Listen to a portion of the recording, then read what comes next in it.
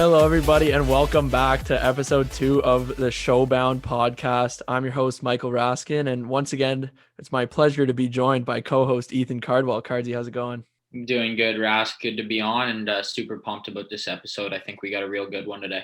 Yeah, so I want to thank everybody for tuning into the last one.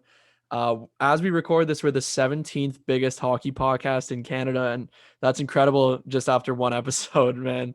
Like, what a ride this is going to be. And Cardsy, you want to say anything after that one? And by the way, that was with Cole Perfetti, who just signed his first NHL contract.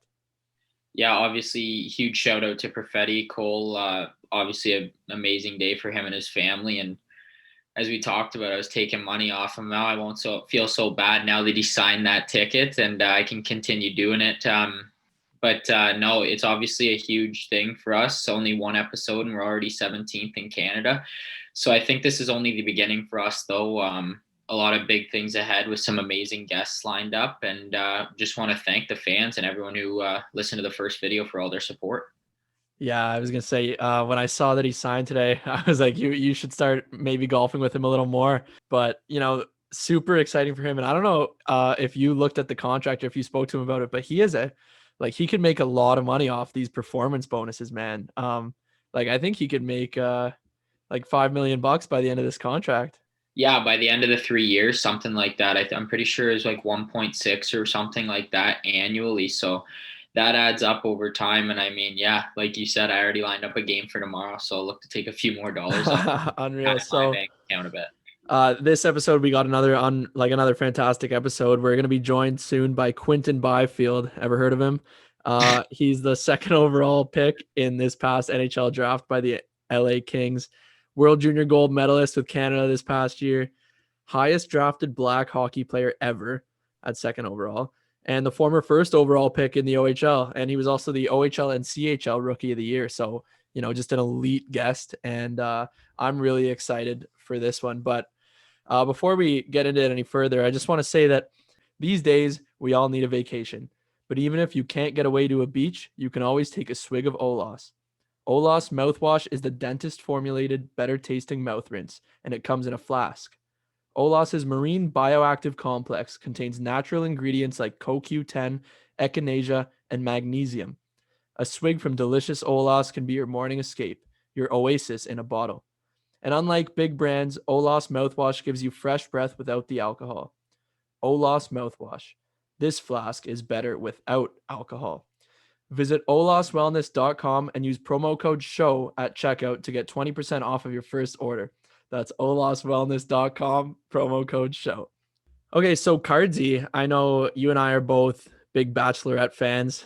It was quite the dramatic week. We'll get into it after the Byfield interview, but if any listeners are also watching the Bachelorette, I think we're gonna break it down and get into that, and maybe get a little segment going. Maybe find a sponsor for it. Who knows? But I want to get into something you wanted to talk about, and that's some of the free agency and trades going on in the NHL.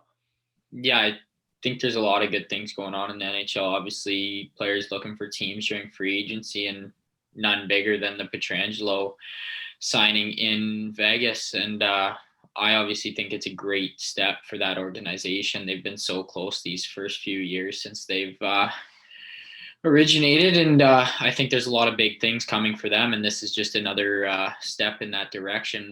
What are your thoughts on it? I mean, obviously it's a fantastic signing, and former Barrie Colt as well, just like in case anyone forgot, Absolutely. Ethan Cardwell currently plays for the Colts, and it's a great signing for them, and I think they got him at his value. They didn't overpay, they didn't underpay.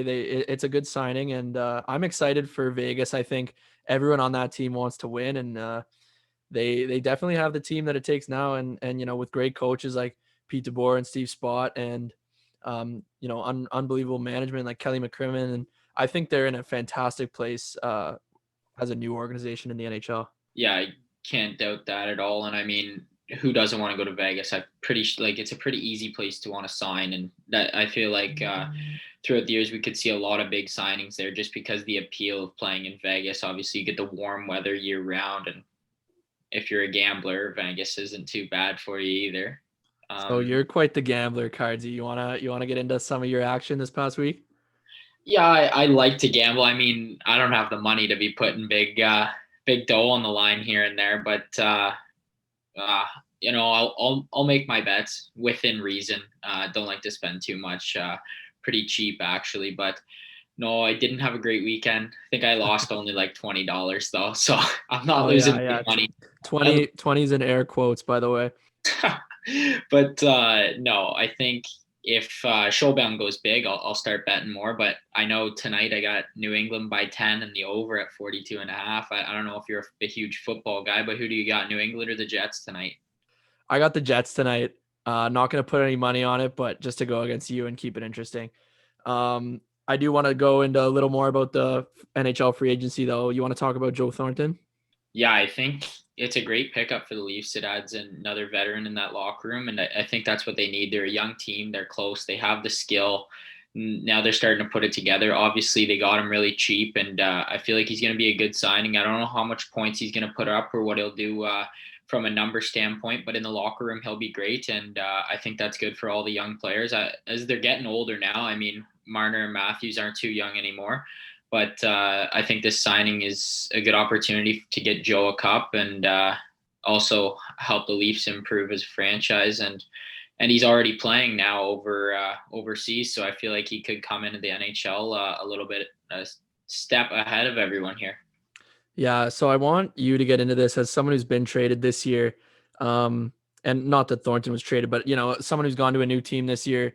Can you just talk about the positives or negatives of what that situation's like, and maybe if a fresh start is a good thing or bad thing, and just talk about that for a second? Yeah, absolutely. I mean, it can go either way. It can be a great thing or it can be a bad thing sometimes. But for those of you who don't know, in my 16-year-old year, I spent some time in the OJHL, and I was also traded there. So I have a little bit of an experience with getting traded, as I've been traded twice from Saginaw to Barrie and from Trenton to Pickering, and both times it's gone well for me and been a success. It's a new start for you. You get in the locker room, meet the new guys, and just kind of take it how it is, and just try to build off it, and really just add to the team and the growth of where you're going and where you're being traded. But I will add, in the OHL, a lot of the guys know each other now, and that's because growing up playing spring hockey or living in hometowns and whatnot. So I think going into Barrie, I knew up upwards of 7 guys at least. So it made it super comfortable coming in. And then obviously getting a little bit of a boost in ice time just allowed me to show the type of player I was, and let my points kind of flourish on my offensive side of the game, take over things. And from there, everything went great. So from my standpoint, both of my trades have went well. And I think it all depends on where the player is going, the team, and what kind of direction they're headed in, and how the player's attitude is about it. Yeah, well said, Cardzy. And I want to go into one more thing before we send it over to Quinton Byfield. I noticed your teammate Connor Punnett is signed with a junior team in Sweden just to, get some practices in, high level practice in some games if they play. Do you think other OHL players, other like CHL players should be thinking about playing overseas or in the meantime to get games in? You already touched on Joe Thornton might be coming back to the NHL a step ahead. Just what are your thoughts on that?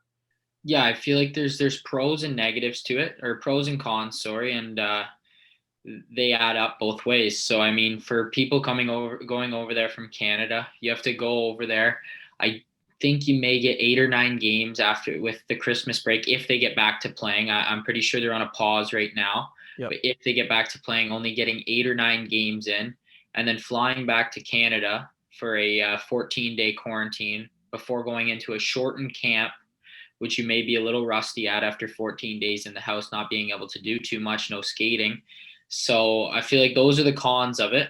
But the pros at the same time are getting competitive reps in over there, and still being able to play at the highest level of junior hockey, wherever it be, in any of those European countries. But yeah, no doubt there's their pros and cons, and I feel like it could be a great thing for Punter. He really steps up his game over there and takes himself to another level as a player. And going into his draft year, I feel like it could be good for him, and he'll do well over there for sure. All right, and with that being said, we'll send it over to Quinton Byfield. All right, guys. Welcoming Quinton Byfield to the pod. What's going on, Q? Buddy, thanks for having me, boys. Yeah, no Yeah, worries. so Q, I actually gotta bring something up before I forget it. Aiden Brown messaged me today, saying he heard I'm getting you on the podcast and you owe him $50. Oh, 50 for what? What is he talking I about? didn't ask, but I think maybe you got to work it out with him. He made sure that I remind you. So, you I know, don't know. Maybe, I don't know. We'll see. It might be, oh no, I think I know what it is. what is it? Spill it. No, I can't really talk about it on the pod. Undisclosed information. I know Q owes me 50 too from golf, man. We're playing golf. Listen to this one, Ras. We're playing golf. It's COVID rules, so the flag stays in. This guy, and there's a noodle in the cup. He totally misses the hole, Oh, and he claims that his ball hit the inside of the cup and popped out. yeah. It did. It was like what was it, like a 20-foot putt too, and I just banged it out. It counted. That tied the match. That was like the last hole too. Clutch shot. Yeah, questionable you, but Clutch shot. Well, Q, are you a golfer, man? I heard Cardsy told me you're really good. No. This is my first year, kind of like just getting into like the swing of things. But I've gotten better. I always want to play with Cards and Tomer. I suck for some reason, but I've gotten better from the beginning. he was like he's pretty good though, man. Like when he connects, like it goes far. I've never seen a guy either. So like you have the tee deck, right? Like the tee block. And this guy tees his tee on top of the tee block and then hits it off there. He's hitting off like a 2-foot tee and just smoking home runs, bombs out there. Right. But I will mention he did break his driver this year. I was playing with him. He hit a ball off off the neck of the shaft, and the shaft just exploded in his hands. Yeah, it wasn't a good driver, so it wasn't treating me right, anyways. That game. Hey, well, Yeah, now you can afford a new one. Hey, I think before we continue into this golf thing, we gotta keep it moving. I wanna bring one weird story up involving you. This is a weird one, Q, but obviously you played in the Canada-Russia series, the game in London. Did you play in the one in Kitchener as well this year? Yeah, no, I was in both of those. Okay, so I was driving Tyler Tucker to the game in London, and I was just sitting in the car. We were going through all the nicknames of people on the team, and I was like, "What's Byfield's nickname?" Like every hockey nickname ends with like Cardsy. It ends with like an EY type of thing. Yeah. So we were like Biffsy, like what? Like that's so weird, I know. Biffsy. So we were going around, like I was cheering all game, like me and my intern, we were in the crowd and we were like, yeah, Biffsy and Tucker just connected on a goal. And then after the game, when we were driving home, I was like, how was Biffsy? He's like, oh yeah, it's Q, by the way. Yeah, no, I don't have one like that. It's just Q and QB really, but I have some other ones that are like really out there too. So Like what? I got one way back. Cards, you'll know him, Connor McKenzie. Yeah. He used to call me Mayo. Mayo? Yeah, I forget the reasoning behind that one, but like they used to call me Mayo, so that was my nickname for the longest time too. But it's usually just Q.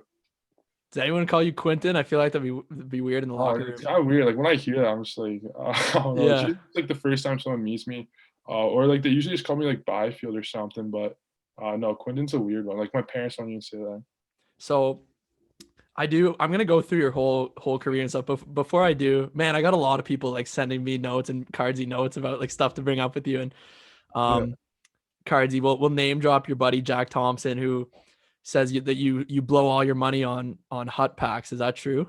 Oh. And just for the people who don't know what hut packs are, on NHL 2021, the video game, you can buy like packs basically to make your hockey ultimate team better. So you blow all your money on that? Not all of it. I'm in a little bit of that way. So you got to keep it. You got to keep that going. But no, like I think like I got some heat for it. I tweeted out a picture, and the Clapperton, he gives you like your 99 card if you play in the OHL or just any other like CHL league. So they gave me my 99 card, and my team was pretty stacked, and everyone was chirping me saying I wasted my whole entry level contract on that. So that's a pretty weird. But I do spend quite a bit on packs. Let's get into kind of the beginning of your career. Before even in the OHL, you played your minor midget season on the York Simcoe Express, and you were like almost 3 points per game that season, which is just unbelievable in such a talented, like such a high level of hockey. Like, what was that minor midget year like for you? It's pretty good actually. I had 3 points a game because I always played cardsy quite a bit, so no defense there. No, but it was a good league, and I stayed on that team for 7 years, and kind of just growing up with all those guys and having the connection really helped me. So it was like basically just chemistry off the ice helped us on the ice, and everyone's pretty good out there. And then after that season, you, as everyone knows, went first overall to the Sudbury Wolves. And can you just take us through, as the first overall pick, you get that day early where you get to meet all the people and be announced publicly before the actual draft starts. What was that day like for you? Yeah, it was a pretty cool day. It was pretty special, and I was a big fan of going to the OHL, and growing up, I think that was always the choice, never NCAA. So it was pretty exciting. Just being close to all the OHL teams like Mississauga and Barrie, just catching those games. So it was pretty special to me. Just get drafted to the OHL, and on that day, I think it was I had quite a bit of my family over, and Sudbury, they sent us like I wouldn't say a limo, but it was pretty big, and all of us got in there and drove down to Sudbury, which is like 3.5 hour drive, and it was I think it was snowing too, so it was kind of funny. We almost got in a crash actually right when we were there, so it was pretty exciting before I got there. Then kind of went up on stage. They kind of announced me, and I think it was a pretty special moment there. Yeah, that's pretty funny. But what an exciting time that must have been for you. And then obviously heading into your rookie season, a lot of anticipation, and you didn't disappoint with 61 points in 64 games there. Just talk about what your first year was like in the OHL and the adjustment maybe, and obviously you fit right in. Yeah, I think kind of got off to a little bit of a slow start at the beginning, but it was just an adjustment period, I guess. And before the OHL and any other teams I played for, it was really just kind of just offense first, and you didn't really have to worry too much about D zone, but just in the first couple of games, you got to know playing 200-foot game is very important in that league, and any night any team can beat you, so you got to always be defensive aware. And I think I had to learn that early, and once I learned that, I started playing quite a bit better, and playing a lot more minutes, and the coach trusted me. So I think that was a big adjustment there. Yeah, I mean the defensive side of the game is a must for anyone who wants to go to the NHL, and it's good that they work on that with you at such a young age there in your first year. I want to know just what kinds of stuff do you work on in the off season? Like do you train your weak points, and if so, what are your weak points? Yeah. Right now, we have the Avalanche's development. Their team down here, and training us right now, just going through a bunch of pretty cool skills, just working on our edges, and just things like that, and just like things that you don't think of too much that they are kind of helping us out with, and just like shielding the puck, and just in game situations that, like you said, like that you're not too good at. They kind of just take you one on one and help you out with that, and just trying to get to work in that, and just watch quite a bit of video as well, just of my old games, seeing what I could have done better, and whatnot. How big is video for you? Like, are you the type of guy that goes into the coach's room, you want to watch your shifts over and over again? I think like quite a bit actually. Whenever I have the availability to watch myself, my games, and how I played, I take advantage of that and kind of just watch over. Just like I said, just seeing the mistakes I made, or just seeing what I could have done better, and maybe like on ice is a whole lot faster than watching on video, and just seeing the plays that could have happened and you could have done. So I think video helps you quite a bit, just moving forward and developing your game. Definitely. And then this past season was your draft year, your second season in the OHL. 82 points in 45 games. I'm just gonna say that again. 82 points in 45 games. So just incredible. Yeah. And you guys owned Cardsy and Barrie all year. 8-0 against Barrie and Cardsy. I think you want to say something about that. No, man. I will note I was only there for 3 of those games, so I'm not going to take credit for the full 8-0, but no, I will take that moving forward. I mean, Q probably won't be in the league next year, but we're going to have to give it back to them. Yeah. But I will say this guy did get a lot of points against Barrie out of those 82, and he was cocky about it too. He wasn't afraid to let people know, and I'll give the listeners a little story here. There was like a little scrum in front of the net, and I think 4 guys on each team got a penalty, and we're all in the box, and me and Q obviously know each other pretty well growing up playing against each other in spring hockey and whatnot. So we're in the box, and a guy on Barry, I won't name any names here, but was chirping Q, and Q looks over and goes, well, I'm going to dance you next shift, go in, score on the goalie, and then shush the crowd. So I'm like, the guy goes, yeah, right, whatever. Sure enough, Q hops out of the box, so does he. He dances him, goes in, scores, shushes the crowd, game-winning goal. That's over, game over in Barry. So that one really stung, and he wasn't afraid to let him know. Oh yeah, no, even going by the bench, still chirped the kid too. Oh, just ruthless, man. You guys relentless out there. Oh yeah. Hey, those are the guys you want on your team, though. As long as you're not crossing any lines, I guess. But that's pretty funny. Speaking of like all that chirping, has anyone ever challenged you to a fight yet? Like, I know no one goes after. I don't think you've gotten in a fight. No, I haven't gotten in a fight. I'm just soft. No. A lot of guys have challenged me to fight, but my coach just like he just thinks about kind of just like, would we rather this guy in the box for 5 minutes or like yourself in the box for 5 minutes, and just like the kind of like who's in the box and the situations there, and he said you didn't want to lose me for 5, so, and the guys who are challenging me are like pretty like heavyweight fighters, so I was like, Yeah. no, like fighting these guys. Well, yeah, obviously, when you explain it that way, definitely you don't want to be in the box, but at some point, like, could you ever see yourself fighting in the NHL? Like, do you have it in your game? Yeah, no, for sure. Like, I think if there's a line and, if you have to defend a teammate or something, or just, even just like mark your ground almost. And, just if you're getting pushed around or something, you just have to call it like enough's enough. So, definitely I can see myself fighting. Yeah, you're a big guy, so I think you'd do fine. Definitely something I'd want to tune into and watch. I want to bring up one of my buddies from Barrie. I was in Barrie with Cardsy, not as a player. I was working for them, and Matej Pekar, who got traded over to you. Like, guy's got the worst style I've ever seen. Oh my God. And a pretty bad chirper too, since we were talking about it. What are your thoughts on that guy? Beauty though, like good guy, just terrible chirper, and just can't dress at all. Yeah, no, like I mean he means well, and what he does, and he's my roomie on the road too. So he's kind of a little weird, but he means well, and he's a great player. So it was good to have him on our team, and he helped our team quite a bit. But the style definitely wasn't there on ice and off ice, and I'd always give it to him. Actually, I want to say a funny quick Picard story. I don't like consider myself having great style. I think I have like good style, I guess. But one time he came to me and asked if we can go to the mall together and go shopping, and like he said anything I pick out, he'll just buy. So we ended up spending like 4 hours at the mall, and he dropped like thousands of dollars on clothes that I thought would look good. But then he shows up to golf wearing a Hollister sweater. Yeah. So yeah, I'm sure everyone's familiar with the Hollister sweater. Yeah, man. He loved the Hollister and the American Eagle. That's all he wore. Okay, so obviously everyone wants to hear about this, the NHL draft.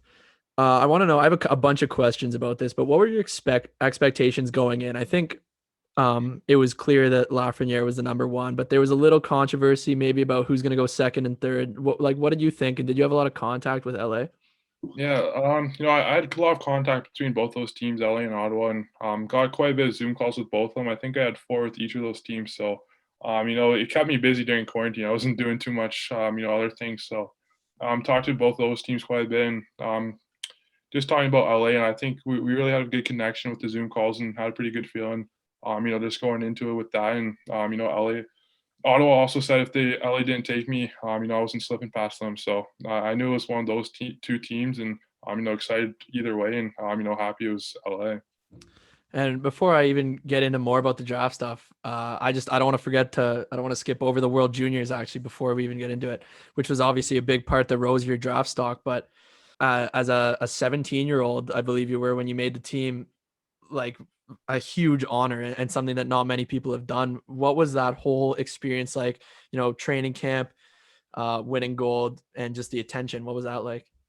Yeah, no, it was pretty sick. It was a great experience, and especially coming home with the gold medal made it. You're more that even much more special. And just kind of funny story to start off. Like, I was supposed to fly out. I think it was at 9 o'clock from Sudbury to Oakville, where the training camp was, and my flight just kept getting delayed and delayed and delayed until I think it was like 6 o'clock at night, and then finally my billet had to drive me all the way to Oakville in the car. So it was a long ride there, and I missed the first day. So not a good start to training camp, but the rest is history, and it turned out to be a great experience for me.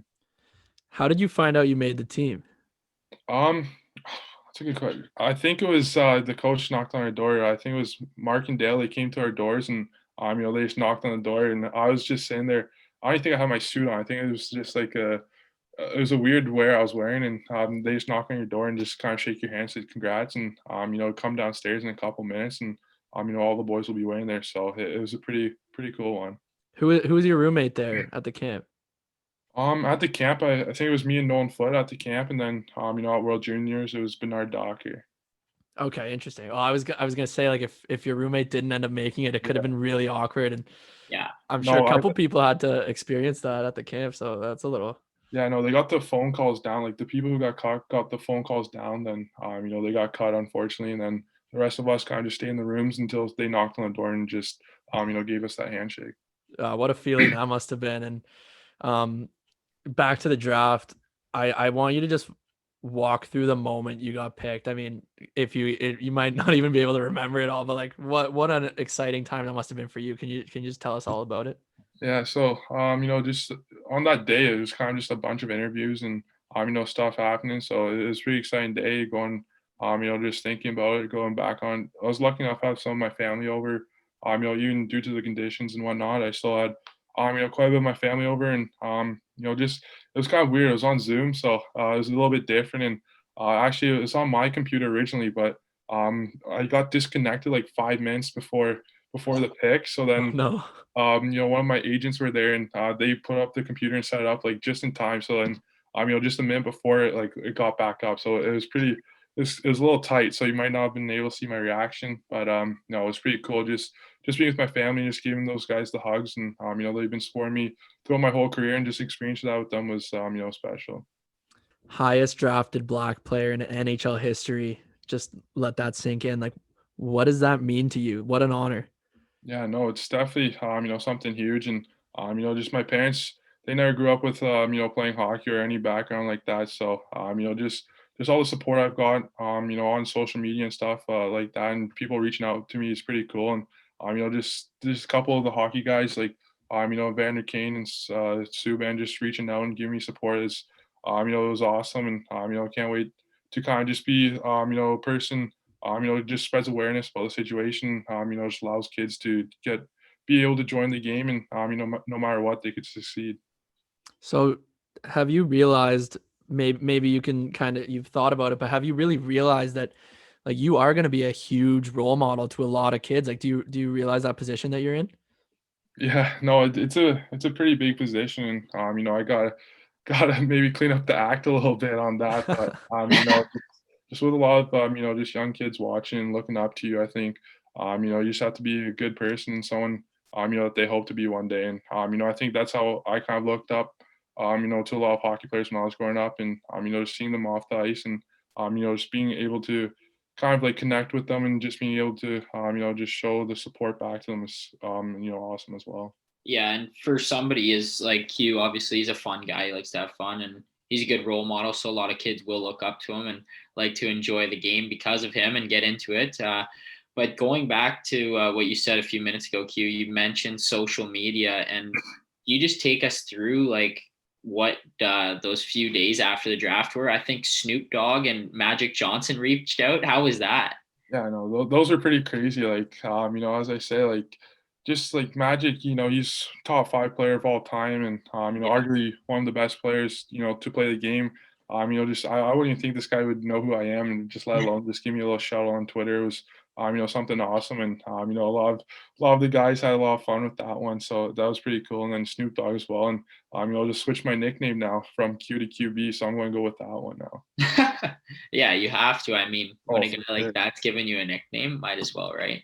I gotta take that. You can gas Mayo for that one. I Yeah, pass mail for sure. So I just wonder, I don't know if this has happened, but has the Hockey Diversity Alliance reached out to you at all? Just I had a meeting with Gary Bettman, a couple other people on the call, and kind of just reached out to me and said, whenever I'm ready, kind of just make a statement or, just being to get involved and get started there. They said they'd be there and support me and, just give me all the help that I need. But, my response was to them kind of just like, I have to kind of just feel myself into the league, and just don't want to get too far ahead of myself. Just without even playing an NHL game, so I kind of have to show myself, prove myself, and then kind of earn the respect and be able to go out there and kind of just be an advisor like that. Yeah, definitely. And I want to know, have you ever faced any issues with racism growing up as a black hockey player, maybe on or off the ice? No, honestly, I haven't. So, just growing up and just I was just lucky enough, kind of just growing up and just being around all the same group of guys so much for the 7 years in minor hockey, then going to Sudbury as well, just being great situations, great spots where no one really looked at color or anything like that. So that was really special, and that's what I just want to put out there as well. So everyone just has the experience I did having grown up, and just hopefully they can make it, to the NHL one day as well. And, that's what I want to do. Yeah, well said. And shifting away from all that stuff onto a lighter topic, have you lost any teeth yet, Q? No, I've come close quite a bit of times. Usually like once a week I'll get a high stick or something like when we're in the OHL. So I came close, had quite a bit of stitches. I still got a scar here and another one over there as well. So I came close, but not any yet. Yeah, I lost a tooth, actually, funny enough. So my first year I had to wear a fishbowl, right? Because of insurance reasons. I look dust out there. I mean, you can attest to that. But so I lose the fishbowl first inter squad game of camp, right? And this is this year's camp. I'm out there skating around, first inter squad game, first shift, get a high stick in the face and take out this bottom left tooth right here. So I'm like, God damn, how's my luck? So anyways, yeah, first game wearing a visor in my life, and a tooth's already gone. Yeah. So yeah, Well, I didn't have that luck, so I'm good. well, I just want to say, guys, as hockey players, a few missing teeth doesn't mean you should feel bad about your smile. While it won't make your pearly whites grow back, Olas mouthwash and toothbrushes will give you the freshest, cleanest breath money can buy. You play hard and you're willing to drop the mitts. Now it's time to party hard with Olas, the best tasting mouthwash on the market. A flask of Olas mouthwash contains no alcohol, is dentist formulated, and contains only clean, natural ingredients. Leave the dirty stuff on the ice.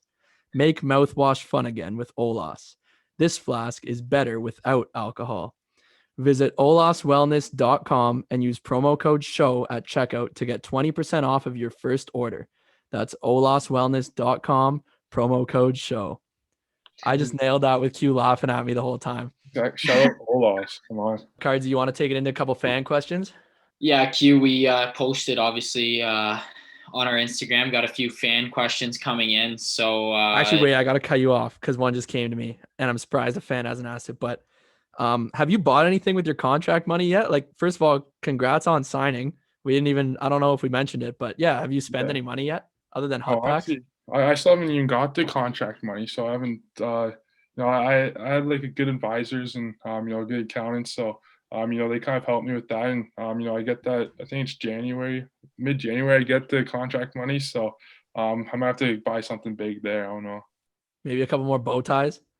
Oh yeah, just add to the collection. Maybe I don't know. I don't know what I'm gonna buy. Probably just save it, honestly. Well, that was actually one of the fan questions. Have you ever, the fan question was, have you ever worn a tie or is it bow ties only? Honestly, I have. I used to wear the ties like way back, and then they just kind of started bothering me and just wanted to be a little different. So I got on the bow tie wave and kind of just had that for a while, and that's kind of my my trademark now, I guess. But actually, find off I think me and Perfetti were at the prospects game, and we're kind of just there to take photos with the people beforehand, kind of just trying to advertise the game and stuff. And I was wearing a tie for that, so you can look and try to find that one. Oh, I gotta find that picture. Yeah, Rask, I mean, you're going to cut me off and take the first question. You must be the biggest fan of all. Hey, I'm a fan. I'm definitely a fan. Yeah, trying to get your asks in before everyone else. But no, we'll keep rolling here. And fans ask, what's your game day routine, if you have any special superstitions or not? Yeah, I had quite a bit, honestly. Like, might be here for a while. No, I started off. It was either like if it's on a school day, you just went to school, then got off at like 12 o'clock. Me and Tom would go grab a pita, grab something to eat like that. Then I'll go home, have a nap, or before I have a nap, I would kind of just watch some. It sounds a little nerdy. Watch some hockey highlights or something like that. kind of just schedule with the other team or something, then have a nap, wake up, shower, eat, have my meal ready, then get a ride 3 hours to the rink before, then went through a lot of routines there, just like stick handling, quite a bit of video and all that stuff. Okay. And anything special, the way you tape your stick, get dressed, anything the fans should know about I you feel like that you do? definitely have some superstitions. Yeah, I always go left to right with my shin pads and elbow pads. What about skates? Skates left to right. Everything's left to right for Okay. me. Socks, everything. Even just throwing on the jersey, left arm first, and then left glove too. Like everything left, right. Yeah. Stick. Stick changed up quite a bit. Like I'd either, if I wasn't scoring, I would throw on some black tape. Like if I went a couple of games without, I'd use black tape. But usually just stuck with the sock tape job to go with, and I think that's mostly like nothing too crazy. And I know like you're a pretty relaxed guy in warm up. We're always messing around. Anything special in warm up? Oh, I've been out too long, man. Like I don't really remember my warmies too many times now, but I think it was always just go out there, shoot a puck. I always try to hit like the crossbar first shot, then do a backhand shot, then kind of just skate around for a bit, talk to the other team, Yeah. kind of chat with them, but then always had my stick handles after. Then you go through the team warmies and whatever. And then had some special things with a couple of the boys that we'd do as well. Then at the end, me and Cars would stay out and just shoot around for a bit. So just a couple little things. And then flip a Oh. couple pucks over to the cutest girl in the front row. Yeah, I know exactly. And just give a little wink after.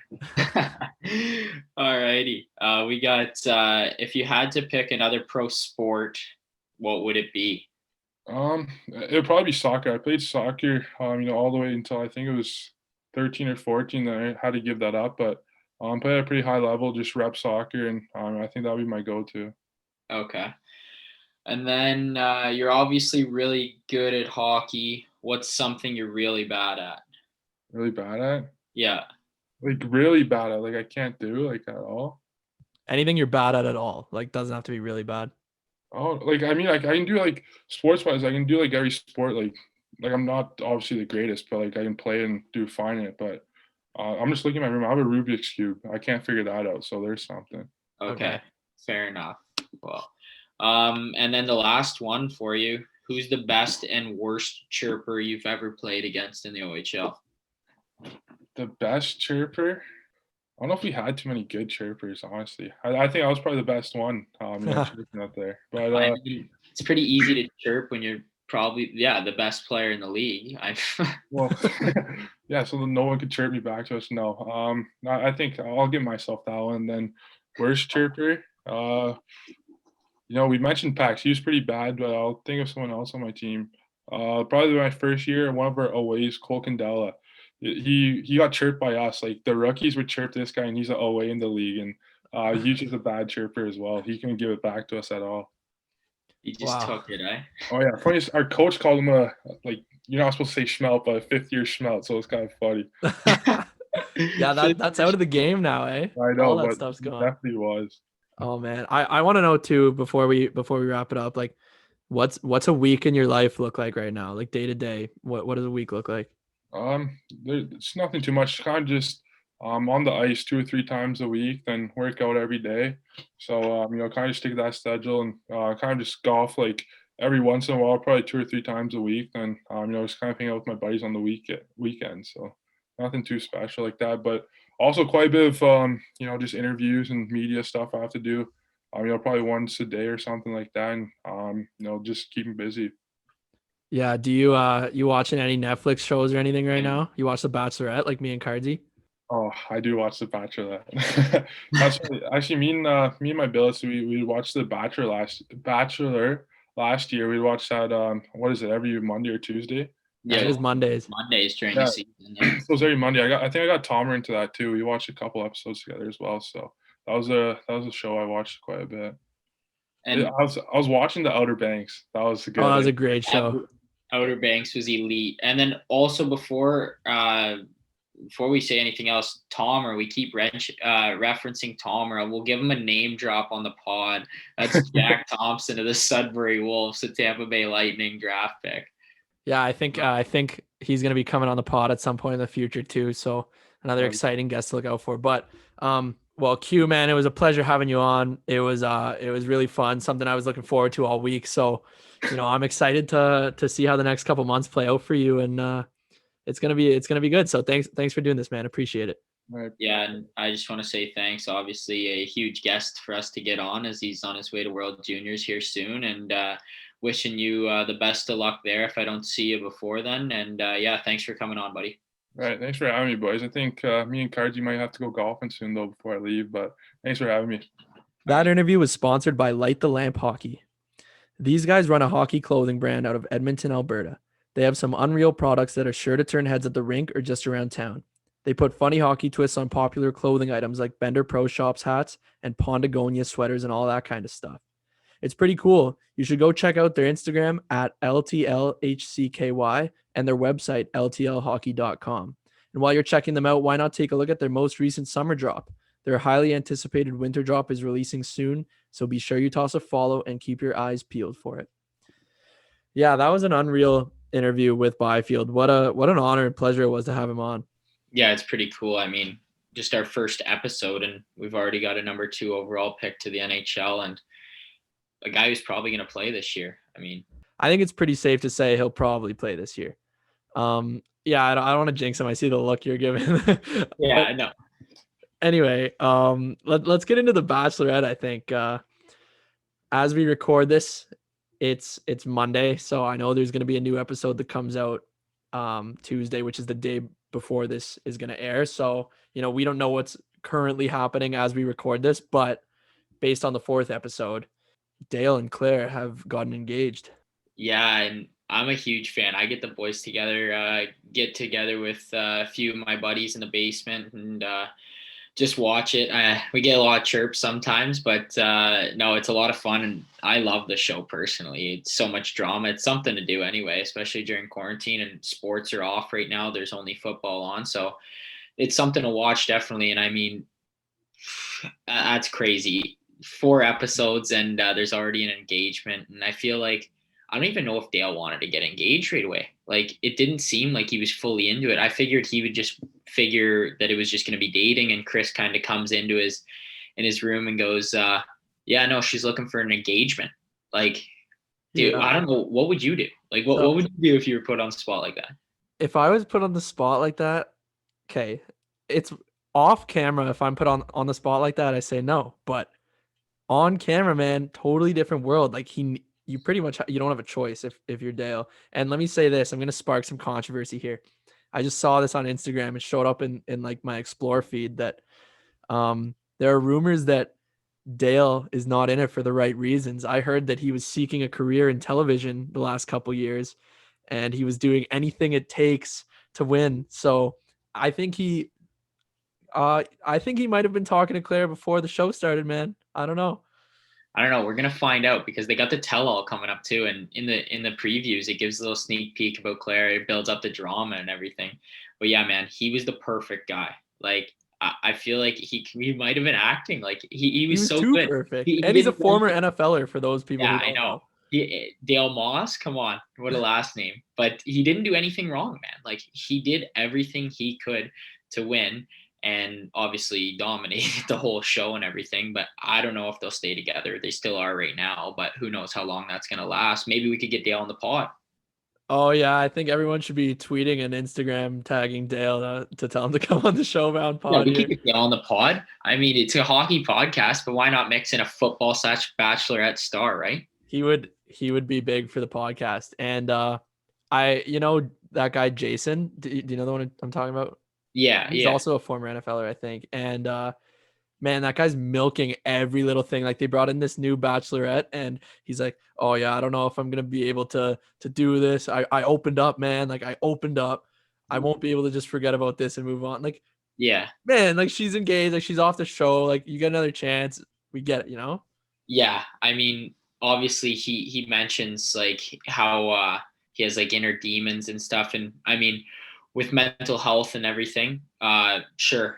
Obviously, me and you both, I'm going to speak for you here, obviously support mental health and people are battling with that, but I see what you're saying. Like he just keeps making a scene of it, and she obviously didn't like him.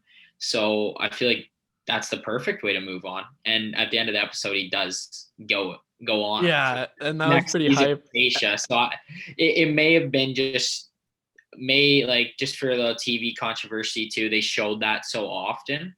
But yeah, no, like just everything they do, man, so scripted. Like how they set it up and everything. Like they'll clip the scenes of where she's crying, like right before a big question, just so you think that something's gonna happen, and nothing ends up panning out from it. Yeah, I never know what to believe when I watch it. I'm always pretty skeptical on like what's really happening, and I just want to go back to the point about Jason. First of all, I'm not attacking anyone's mental health, just to be super clear. I just meant like if he can open up on camera in front of the whole world, he's obviously not that scared. I mean, he did it in front of not just one person, literally the entire world was watching. He went out with her one time. You know what I mean? How attached can you be? Their connections are so little, I feel like, man. Like obviously, yeah, you have a great connection with them and everything, but after 4 weeks, I kind of see where the guys were coming from at the same time too, to want to walk off the show. And then obviously that doesn't happen because she kind of steals the cake by just choosing Dale. But how about that scene where Chris comes in and goes, Dale, like go outside with me, and then he doesn't come back for a day. So it's like it's pretty obvious. And then you got guys in the house who are like, yeah, I think he got sent home. Like, yeah, right. I mean, everyone knows what's going on. I wonder if the producers are just telling them to say that just because they need a little bit of discussion. Everyone would be in agreement that Dale definitely stayed the night.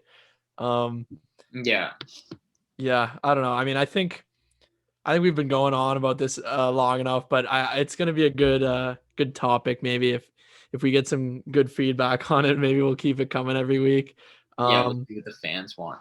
Yeah, we'll see what they want. But before we wrap it up, is there anything you want to add here, Cardsy? Want to thank the fans for our awesome support in the first episode, and hopefully we can build off that and rally around a great guest here and really keep us going up the charts from 17th only the beginning. And we're going to continue to put in the hard work it takes and the long hours to make this the most successful podcast as we can, right? Absolutely. And we're going to be having some more big guests on. I'm not going to say any names yet, but a couple NHLers or like current NHLers are going to be making their way on. So we'll get that in the next couple episodes. And yeah, it's an exciting time. And for everyone who listened to the first episode and this one, you guys are the OGs, right? Like you guys are with us from the start. So we appreciate it now. And anyone hearing this now is we love you guys. So yeah, I can't wait to chat with you guys next week. See ya.